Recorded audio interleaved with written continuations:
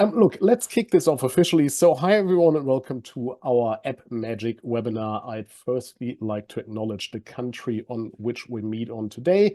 Today, I come to you from the land of the Kombu family of the Ugamba language region, and I invite you to think on whose land you're residing on from your location. Sovereignty was never ceded, and the lands always have been and always will be Aboriginal land. I pay my respects to elders past, present, and extend my welcome to any Aboriginal and Torres Strait Islander people joining us today. So welcome.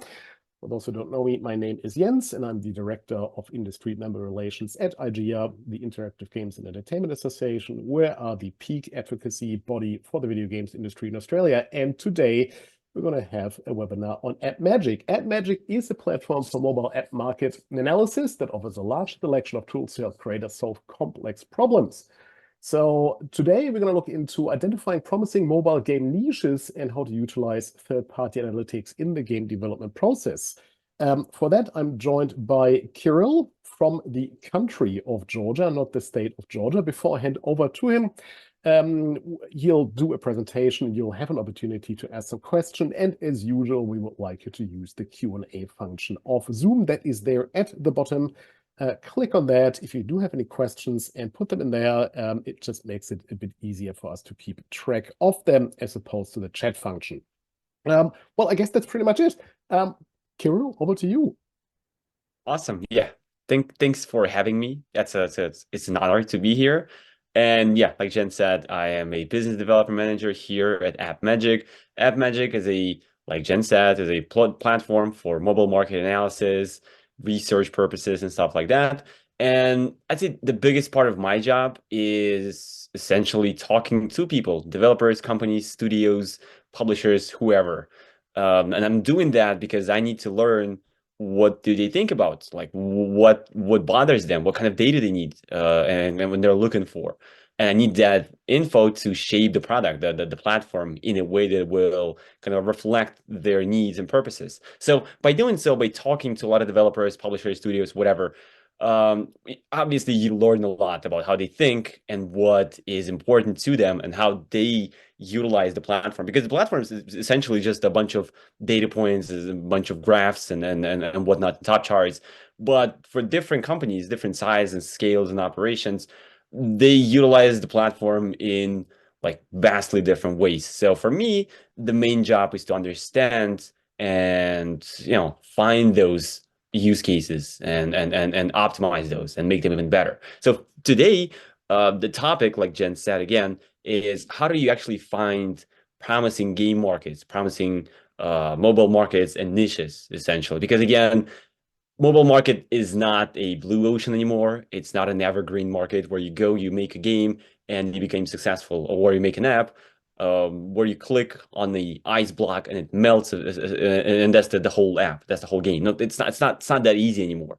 So before diving into the market and kind of investing your time and money and effort and everything else, you have to understand where to look at, what markets are more promising, and essentially do the whole groundwork before you actually start, developing an app or a game. So I'm going to share my screen, and we're actually going to talk about the whole approach here, because again, there are multiple approaches to how do you find markets? How do you decide on your future market, on your future app, and market you want to look at?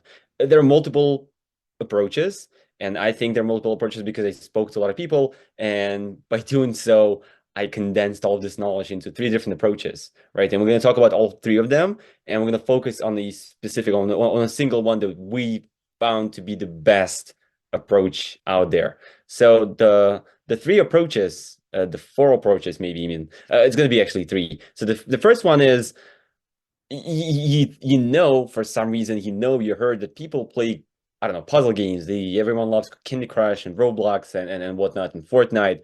Like, all right, I think I know how to make a better version of this game. I know, or I think I'm confident I can make a better Candy Crush because A, everyone loves Candy Crush, and B, I am so bright, I'm so awesome. I'll make a better game than that. That's the first approach, obviously. The second approach is similar, but it's like it's not like I can make a better version of Candy Crush, but I have an idea for a completely new game. It's going to be a Candy Crush with crypto, Web3, all that stuff, all that good stuff. And so that's the second approach. It's not like you want to, capitalize on someone else's idea, but you have your own breakthrough idea you think will work. So that's the second approach. The third approach is everyone's talking about this game called something. It just came out like 2 days ago, 4 days ago. Everyone's talking about it. And while everyone's talking about it, and while it's still popular, I'll make my own version of that. And I'll just copy the game, do a little bit of tweaking, and it's going to be my own version of that game. And it's probably going to be, you know, as successful or maybe even more successful. I hope so.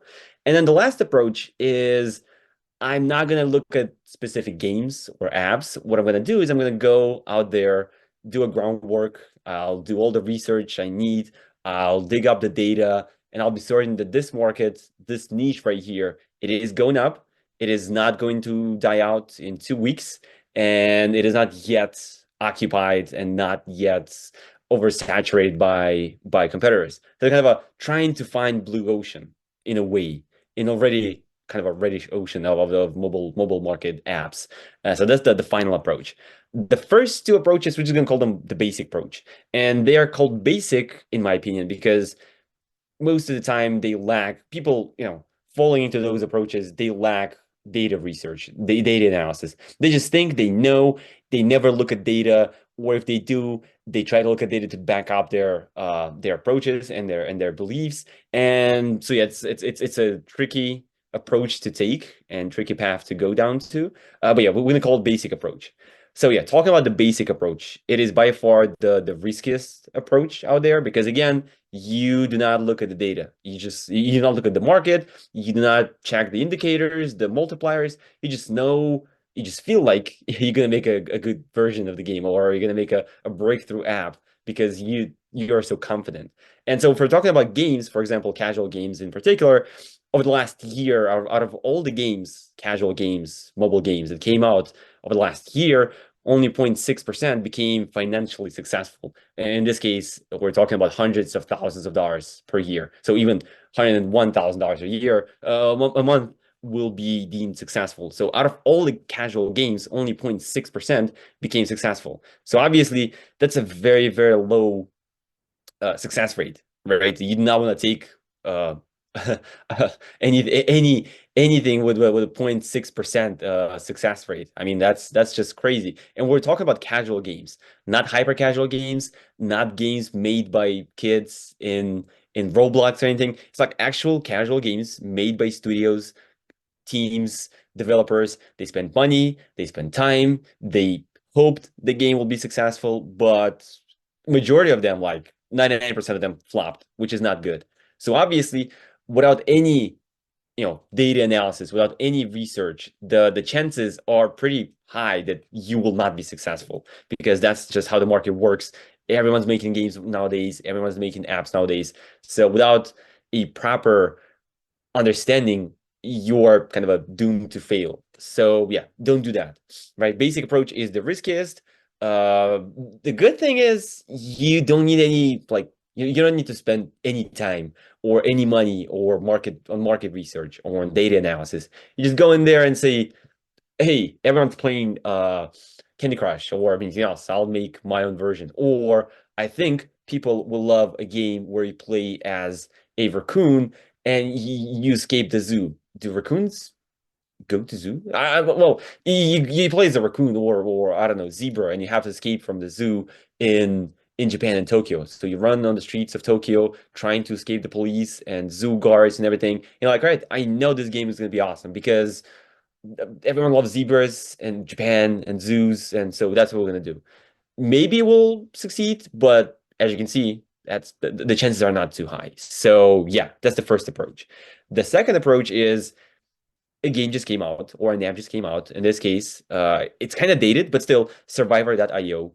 When it just came out, it kind of was the first game of this genre of this type, which is like the survival arena or something. Obviously, Vampire Survivors was the first one, but I'd say to mainstream players, this especially the mobile market, Survivor.io was the first game of this kind, and obviously they trailblazed the whole new market, the whole new genre. So a lot of companies, a lot of teams, they flocked to this market. They're like, making this game, the survival arena type of game, is not hard. It's not difficult in terms of like the investment. It is easy to iterate. So we make the first iteration, we add new levels, we add new skins, we add new boosters. So it's pretty easy. Obviously, we all know that Genshin Impact is successful, but no one else is doing that type of game because copying a Genshin Impact is crazy enough. But then copying a Survivor.io is not that crazy because it's again easy to imitate, I'd say. Obviously, as you can see, the success rate here is way higher, 2.5%. So it's like four times higher than the casual, I mean, than the basic approach with 0.6%, which is good. But then with that also comes the higher competition because everyone heard, played, loved, hated Survivor.io. So everyone like, all right, maybe I should make my own Survivor.io. So the competition is going to be very high. In this case, with Survivor.io, there were like 300 something games that came out the year Survivor.io came out. So it's like a single game per day, essentially, which is a lot. So a single game every day was being released in this market, which is again a lot. But then again, the success rate is higher, and it also you can see here that some of the games become very successful with like millions of monthly revenue. And here the success rate, I mean, the chances of making millions of dollars are almost, well, not almost the same, but still not that low compared to the basic approach. So again, it's a good, solid approach. You do not need to do a lot of research. You go out there, you find games that are just blockbusters, like, and that are easy to imitate and easy to iterate on. So again, Genshin Impact, even though it's very successful, no one's making a clone or something similar to Genshin Impact just because it takes like hundreds of not hundreds, I think like thousands of people and years of development to make a product of that scale and depth. So yeah, that's the second approach basically. And then the third approach, the final approach, and I'm gonna go deep into this one because again, this one shows the highest success rate, so it yields the best results, and it is also the most data-backed, like data-centric approach out of them all. So even though it's not a silver bullet, even though it's not a surefire way to become successful, in this case, you'll just learn more about the market in general. So even if you like not going to be publishing new games, even if you just will decide to stay away from, making a game or an app, it still just gives you more data and you receive more knowledge as a result of taking this approach, which is always good, right? So the approach is you find genres or markets with high success rate. Sounds easy enough. Essentially, what you have to do is you have to find small subgenres, small, I don't know, markets in their inception that will show good results. Here, you see something called Love and Pies-like games. Nowadays, they're called order system, I think, type of games. So before the dawn of time, there was like a genre of puzzle gaming called merge games, merge dragons, merge something else, where you have to merge three things into a single one, and then you merge those three into a more advanced, kind of a next level thing. And it was always about three things. So you had to merge three things together. But then a game called Merge Mention came out where you have to merge two things, not three things. And that was like I don't know, groundbreaking decision to make it about two things, not three things, because the game just became so much more casual and easy to play and simple to understand. It kind of gained mass following, cult following, because people played it. The game was very successful and yada yada yada. But then some developers, I mean, like the core gameplay is good, but it can be more addicting. So how about we implement kind of the similar core gameplay, but with a little tweak, where you don't have to progress through the story to play the actual puzzle of, where you merge stuff, but you can take orders and you can just play the core gameplay over and over and over and over again, and you don't have to progress through the story. You just go and do tasks, basically, do orders.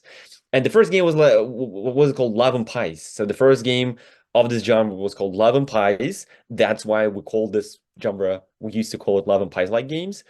And every game that followed, so they made a bunch of different Love and Pies like games in this with this order system gameplay progression.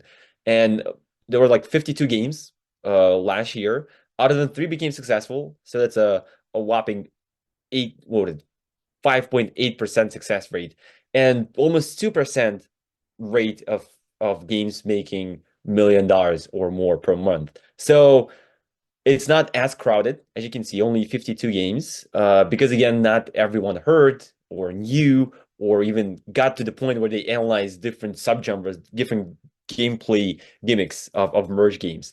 But those people that did, they were like, all right, Love and Pies look great. How about we make our own version of Love and Pies like? Because the market is going up. It is not as crowded. It's kind of blue ocean-ish, kind of. So we should give it a shot. And out of the 52 companies that did, three became successful financially, which is, again, I know it does not sound like a lot, but statistically, 5.8 is better than what was the previous number? 2.5, and it's better than 0.6. It's like, all right, this is the highest success rate of all the approaches, of all the different ways you can analyze the data. So that's why I wanted to preach about this particular approach. How do you get to the point where you're like, this little subgenre seems promising enough? How do you actually find that? So the next, what is it, like 20 minutes, I'll be talking about how you go from point A, what do I do? What markets do I look at? To point, let's say C, where you're like, I know the different subgenres of puzzle gaming or finance apps. And I know that out of all the finance apps variations, this one called cryptocurrencies, for example, is doing the best and doing better than the rest of the market. Right. Again, once again, a little disclaimer. It's not a silver bullet. I'm not saying that if you do all of the following steps, you will be successful 100%, you will be making millions of dollars. But if you will, yeah, you can thank me later. But yeah, it's just I'm trying to talk about how you can use something like App Magic, but not necessarily App Magic, a tool like that to find the data that will help you make an informed data-backed decision about like your future. So the first step is you actually have to pick the genres or the markets that you can work with. So, for example, if you have a seasoned team that used to make only mid-core card battlers, whatever they're called, CCGs, and you see that the market of casual games, of casual puzzle games is going up. I mean, it's not impossible, but you're just not. It's not going to be easy because, again, to make a good puzzle game, you have to have some background, some people on the team that know their stuff and they're way around with like puzzle games or casual games or whatever the kind of game that could be, and vice versa. If you are making casual games and you're good at it and you see that Genshin Impact, for example, is very successful, right, maybe don't, even though the market is just blown up every day. It grows 100% of every year. If you don't have the expertise, the knowledge, the experience, don't do that because it's going to be failure. The second question to ask, do you have enough resources to enter the market? Again, if you have a team of 2 people with a budget of $400, maybe you shouldn't be making Marvel Snap or Diablo Immortal. I know those games are successful. I know they're awesome. But yeah, just be fair. Just be fair and make something else, because again, you'll make a simple little game, you'll make some money, you can hire more people, and then in a couple of years you can make Marvel Snap, Diablo, Roblox, whatever. Just don't bite off more than you can chew, essentially. And then the last point is, what is the success potential of a market? And what you do is so let's say you have a team of like 20 people, 40 people, 50 people. You make casual puzzle games. You used to make casual puzzle games. Everyone on the team knows their drill when it comes to casual puzzle games, be it the designer, the producers, the UA people. So next step is like, what kind of UA, what kind of puzzle game do we make?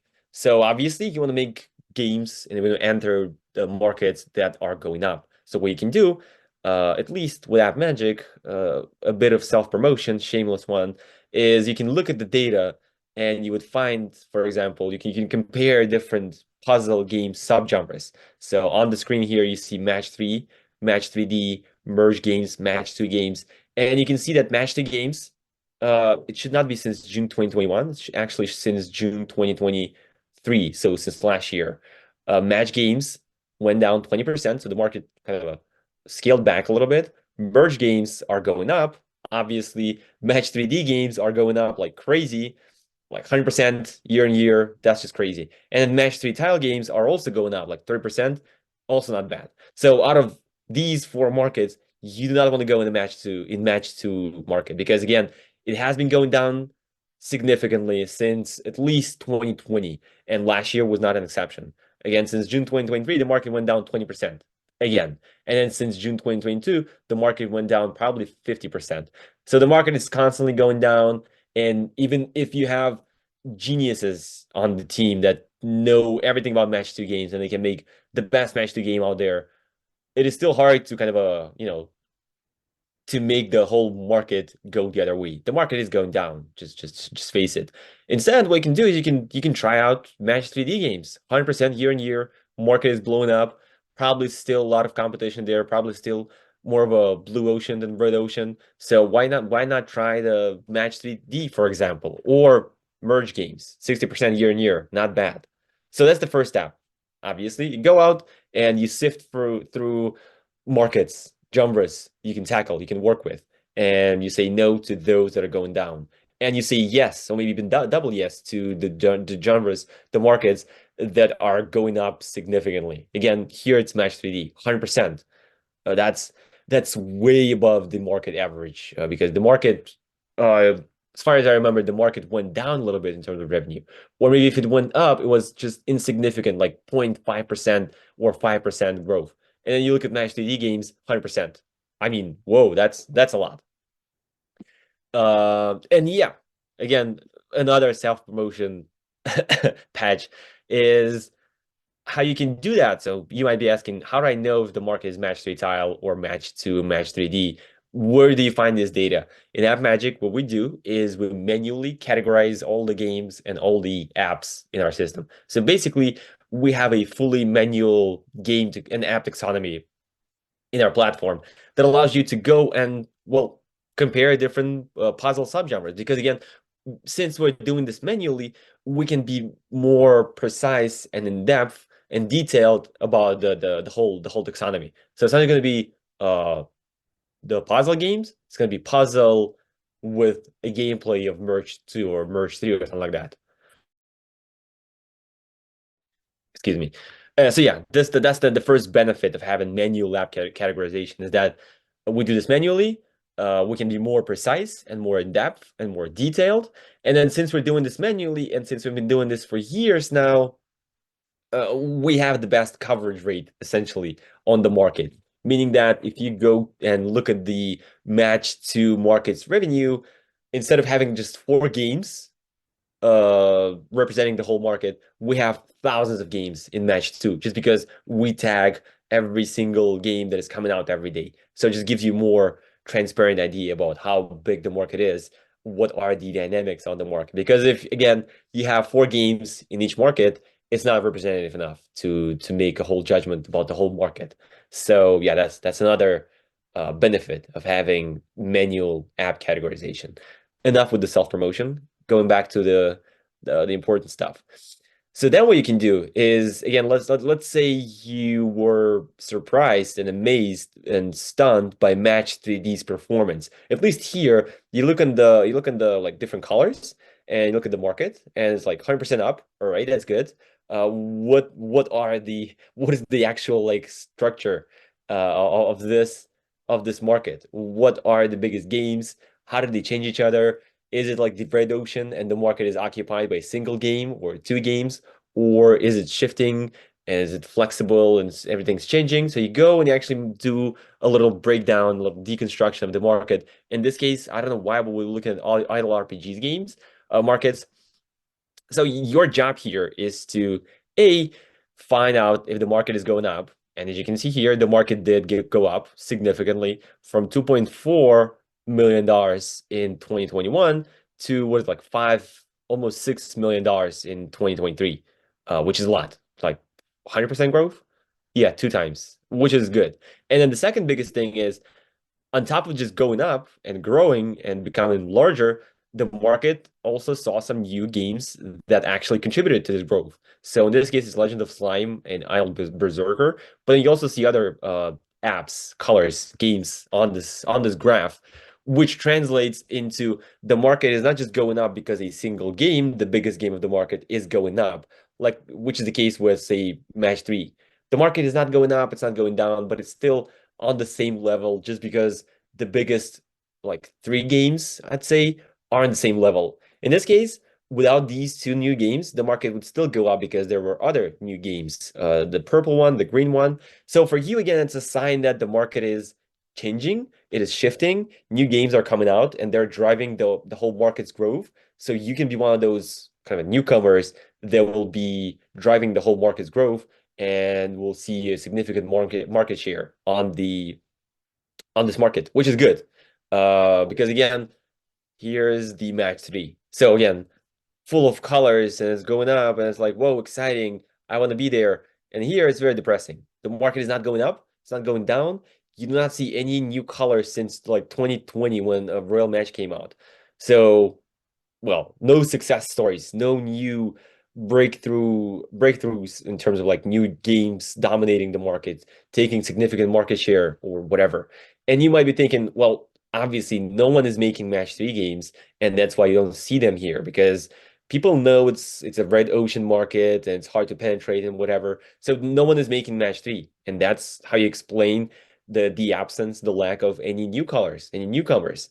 So instead of looking at revenue, because revenue is kind of a good indication of your success, you can also look at downloads. So for example, if you switch from revenue on Match 3 to downloads, you would see that actually some companies, some titles and games, they did try to hold on. So for example, Love Fantasy, BDS Island, My Romance, they all came out and they were kind of successful in terms of downloads. So Love Fantasy was the biggest Match 3 game on the market in terms of downloads in like December 21, January 2022. BTS Island, the same story, June 2023. My Romance, September 2023. So there were like multiple attempts, at least, to hold on and to become successful. But as you can see, none of them, like zero, are first visible here on the revenue graph. So that means they publish the game, they try to get a lot of downloads to then convert people to paying users and get some money. And there goes the cycle. You get more people, they pay, you get more people. But here, what happened, again, probably they went out, they came out, they tried to get people to play the game.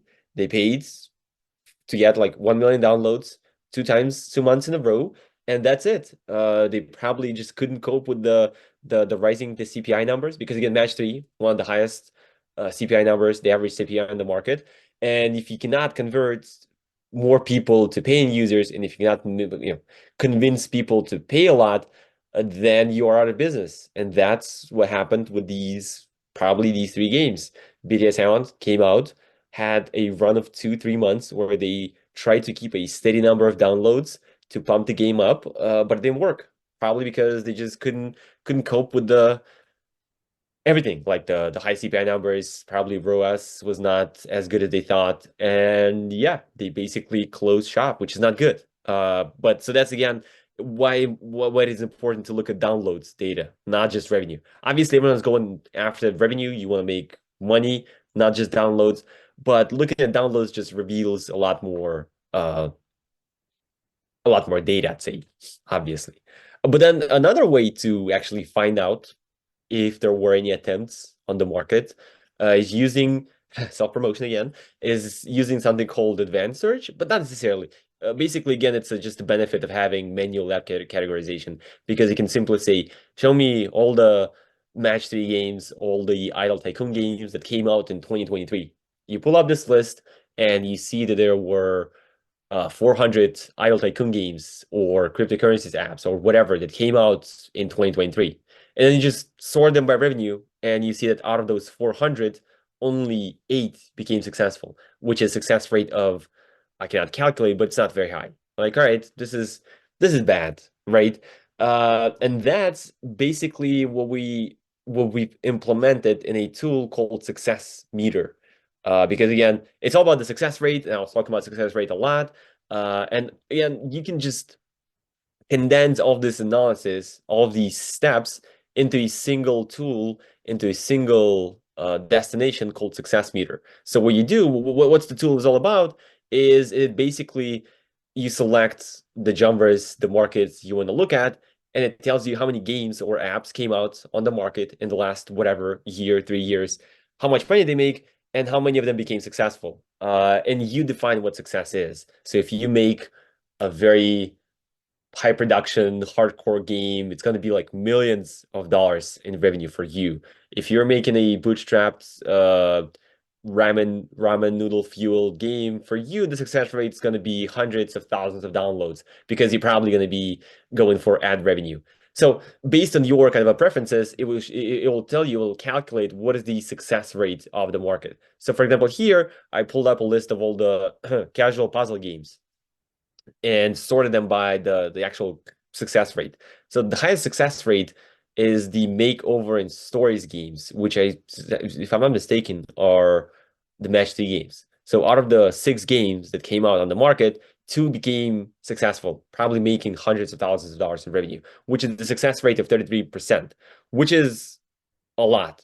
Like before, we mentioned numbers like 4% and 5%, but here, like 1/3 of all the games that came out on the market became successful. Obviously, 2 out of 6 is not significantly, I mean, statistically significant.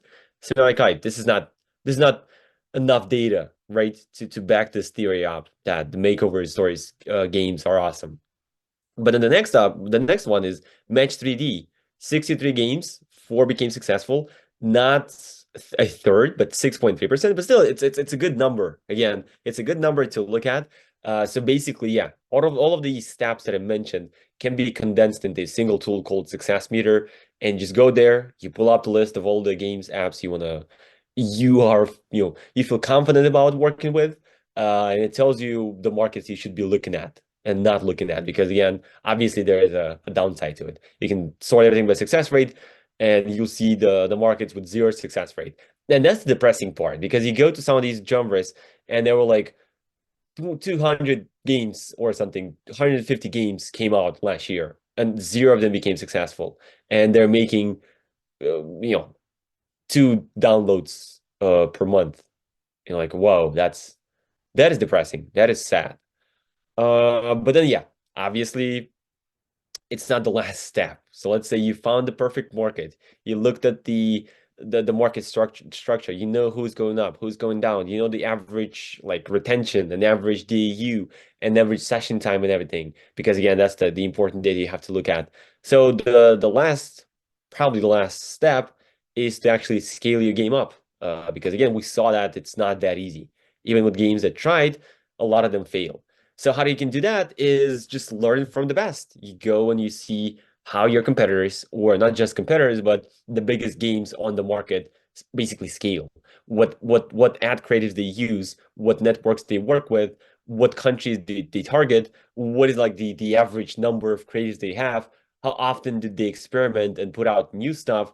It's all kind of helps you shape up your UA strategy, because again, without a good UA, you cannot exist essentially. Because if you look at some of these biggest games on the market, you'd see that they put out numerous new ads not even week, every day. They put out like multiple new ads just to stay afloat, just to stay alive, essentially, just to stay relevant for the audience. And you know that you saw that the market trends in terms of the UA are changing all the time. So 2 weeks ago, I don't know, 4 months ago, last year, it was about pulling the pins to save the hero from lava, right? Today, you have to save a freezing child from dying because his mom is something, and you do that.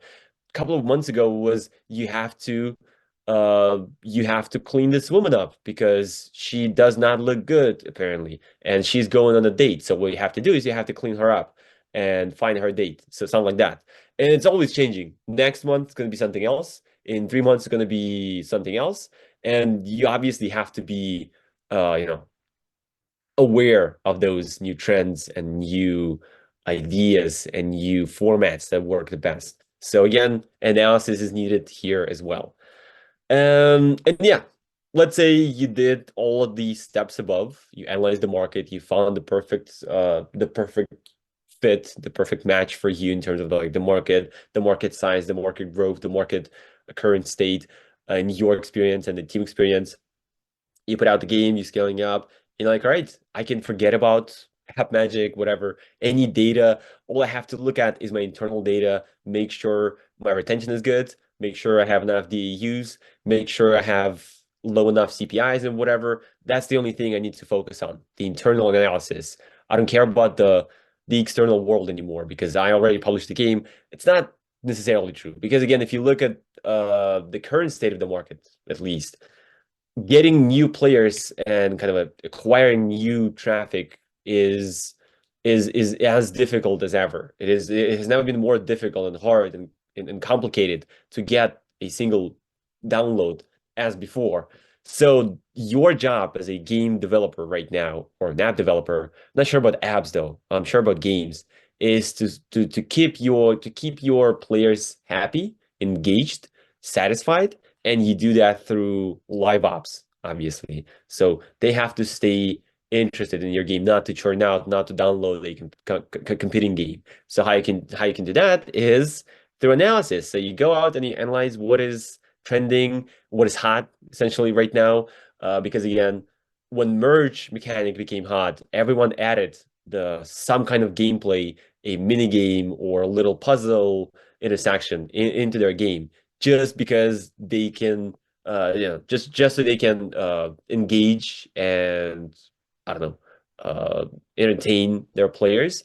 So even after the game is out, you cannot stop innovating and making the game better and polishing it and adding new stuff. So the external analysis is not yet it's still important because now you just, even though you have a finished product, it is not it's never a finished product because the games that right now operate on the game as a service business model. So you always have to put out new content for your players to keep them happy and get more players to play. And so yeah, don't forget about the neighboring markets. You don't have to only focus on your particular market. Go out there, see what else is popping, what else is trending, see how other games go about their live ops.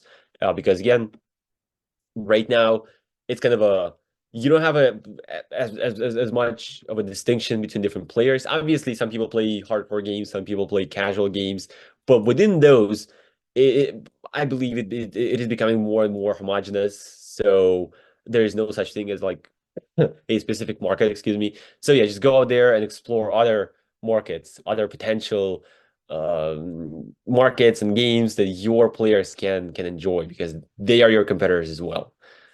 And yeah, just to visualize the first number that I told you about. So here's the one, what is it? There's 1,000 dots on the screen right now. And out of those, only three became successful.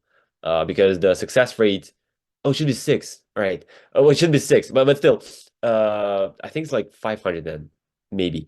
But yeah, it's just you can see how many games fail, and only a handful, like basically a handful of games became successful. And that's because a lot of them, a lot of those companies, a lot of those studios, a lot of those developers, they did not do a proper market research before actually diving head into the whole development. So to avoid something like this, just be sure to look at data in any extent, in any capacity. Just look at something it is already better than not looking at anything. And yeah, that's basically it. I hope it was not depressing, the last image, because again, 3 out of 1,000 is not a lot. But Well, then we'll again, yeah, count the just dots do your later. homework. Yeah. Look, thank you so much. That was really, really insightful. Thank you so much for taking the time. And hey, look, I mean, this was also an opportunity, I guess, to highlight some of the functionality of that magic. So, Yeah. don't hold back in that respect. Um, do we have any questions from the attendees? If we do, please put them in the Q&A function, and Kirill will do his best to answer them. Right, well, maybe we give them just a couple of minutes. One thing that I found really impressive, when I had my demo at Magic, was also the opportunity to analyze the market data of several markets that are close to Australia. So, Asian markets, for example, Right. very close to our doorstep, and yet, somewhat unexplored because, there sometimes can be a bit of a black hole in terms of preferences, in terms of potential partners, and so on. When AppMagic covers those markets as well, right? And can also do a lot there in terms of, for example, looking into what marketing material engages the market. 100% so, yeah. No distinction for us from, say, Australia or Asia or the US. It's also the same data points for us. Yeah, fantastic. I mean, so Lauren does have a question here saying, are there any features that Magic has on offer that differ from a tool such as Sensor Tower? That's a good question. I'd say that we have a lot of the similarities when it comes to the basic tool set, right? You have your revenue, you have your downloads, you have your top charts, you have your retention. But then obviously a lot of the tools are distinct. So something like Success Meter is something that you cannot find anywhere else. Something like market segment comparison, where you essentially can compare multiple markets, is something you cannot find anywhere. Something like the last thing I showed you was the similarity graph. So the tool to find overlapping apps or markets, something like that. Is again, it's a very distinct and I'd say one of a kind tool that you will not find anywhere else. So yeah, it's even though we're similar in a lot of ways, we still do have our own flavor to that, to the whole market research. No, look, absolutely. And that's also what I was referring to. I was, for example, very impressed with the ability to highlight which YouTube videos, for example, were quite successful in terms of, marketing abilities. Is there anything that you can, well, mimic, for example, and why reinvent the wheel to see if you gain traction in that market? So it really goes down to that level, right? Yeah, yeah, that's for sure. Yeah. Okay, excellent. All right, let's see. Do we have any further questions?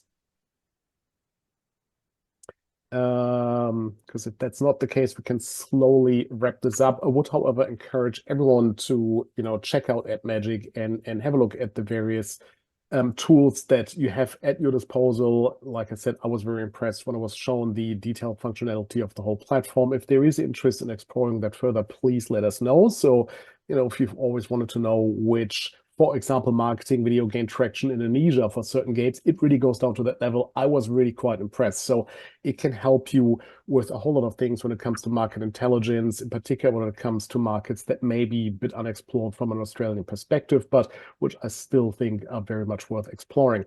What we're going to do as well is we're going to have a sign-up form on our website as well as our upcoming newsletter. So if you're interested in exploring Magic a bit further, we're going to collect the details and pass them on to the team.